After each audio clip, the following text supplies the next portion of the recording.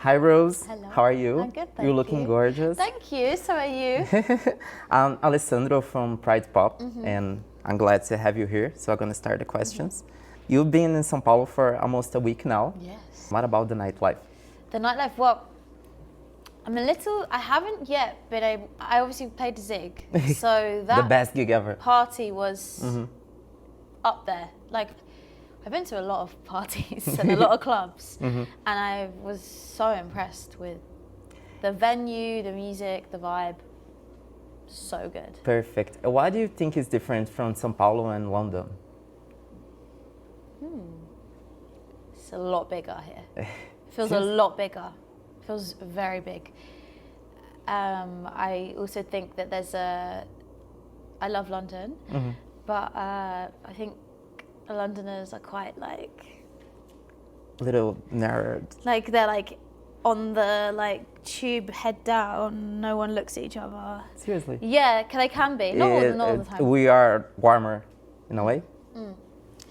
And your guys' selection of meats and barbecue is.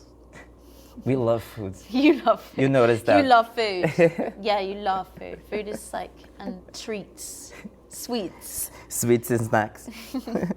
I'm a kid myself, and I was at the show, and I was so blown away for your charisma and stage presence. It was amazing. What do you think stands out the most from the show itself at the Zig Festival? The place, the artists. Yeah. Zig Festival, I mean, the venue was incredible. It was like, I've actually never really seen a venue quite like that. It was amazing. Or I've seen spaces like that, but it doesn't feel as like free. It feels like very, there's lots of rules, quite strict.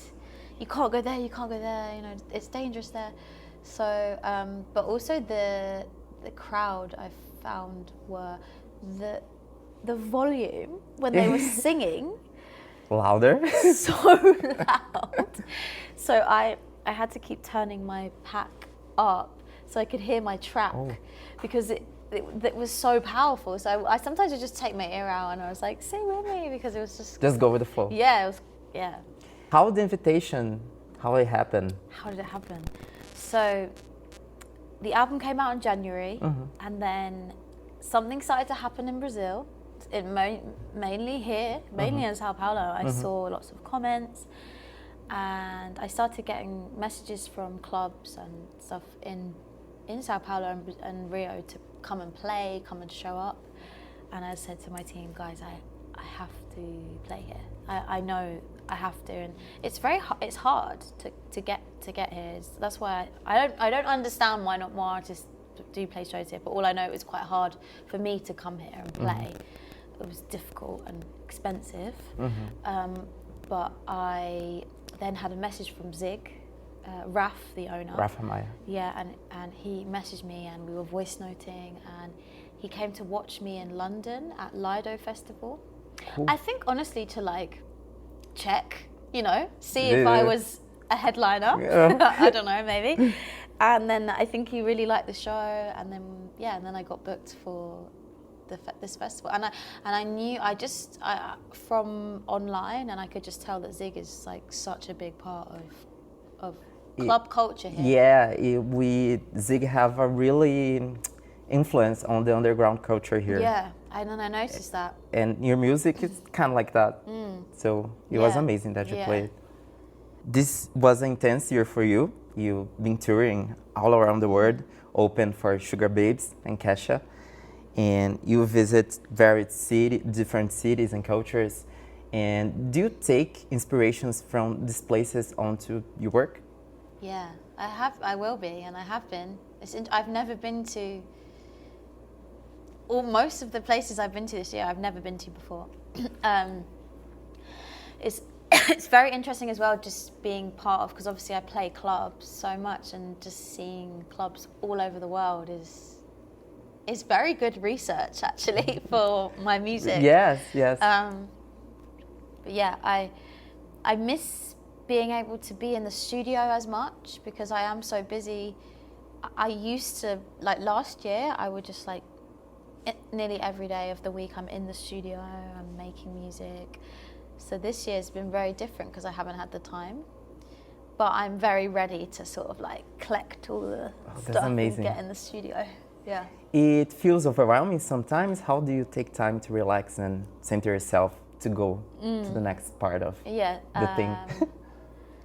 Try and sleep. I like to, you know, I have my routines and I enjoy, I kind of do, I wouldn't necessarily like say meditation, but I listen to sort of like very calming podcasts and like manifestations. And I like that too. Yeah, it I really do works. that. I need to do more though. It's hard when you're traveling. It's hard, yeah. When I'm home, I'm like very peaceful. Yeah. We're living through a really dark times, I think, economically, socially, all the things that are happening in the world. And how do you feel that the club culture, or dance music, electronic music in general, how does it help in this situation that we're living right now? Yeah, we are living in very strange times. I definitely think, for me personally, when I'm out and I'm with people that I love and I'm listening to music that I love and I feel safe, in fact, I think it's a safety when there's no place in the world that I feel safer than in a queer club, a gay club with my best friends. That is where I feel my safest. Emotionally, physically, I can't really articulate it better. I just don't think there's anywhere I feel safer. I don't always feel safe walking down the road, being on the tube, being in a car, but when I'm there, I'm like, nothing is going to happen to me here. The feeling of being free and feeling the music and yes. with the first, it's and the with best. People you love. It's the best feeling. And we have to celebrate diversity. Yeah, diversity, or just life together when things are crazy and stupid, but being with friends and feeling that energy is, Yeah. You collaborated with amazing names from the club scene or pop scene. Van Oliver, Justin Trender, I love him. Yeah. And Ufi, Sega Bodega. I want to know more about your creative process. Do you think if like a collaborators from the club scene, do you think it's better to achieve the sound that you want? How does it work? Yeah, I mean, a lot of the people that I love to make music with are DJs, and that really helps because they have this great repertoire and understanding of culture and underground music. But I also feel like I have to give myself a little credit now because I can bring that to a room. So I do love working with like pop writers and pop producers because there's this real understanding and the importance of like melody, and I do think pop music, there is something a little scientific about making a perfect pop song. But I really enjoy bringing that world, you know, electronic and underground with pop. The marriage. Yeah, and that's, I think, I did achieve it on Louder Please. Miwik are like so underground, and then Switch and Free are like pop princess. But actually, I think, especially in Brazil, it makes sense. People get it. Yeah. Because I think a lot of people that love underground and go out partying also love Madonna. Yes, like at the Zig Club, it's like a crossover. Sometimes we're gonna play like Charlie XX or FK Twigs, and then the next song gonna be Hung Up. So we have this, this understanding, and that's something I did think about it a lot and want it to work for the album, and I believe it did. It is working. Yes, it was perfect. It's such a cohesive. And it's interesting now having that knowledge. Is fun. I actually am finding it almost more free making new music because I'm aware that like I don't need to overthink that anymore. It doesn't matter. I could make something that's really pop. I can make something that's really techno. You just go with the flow. And it's fine. That's amazing. Yeah. That brings the bridge to the next question.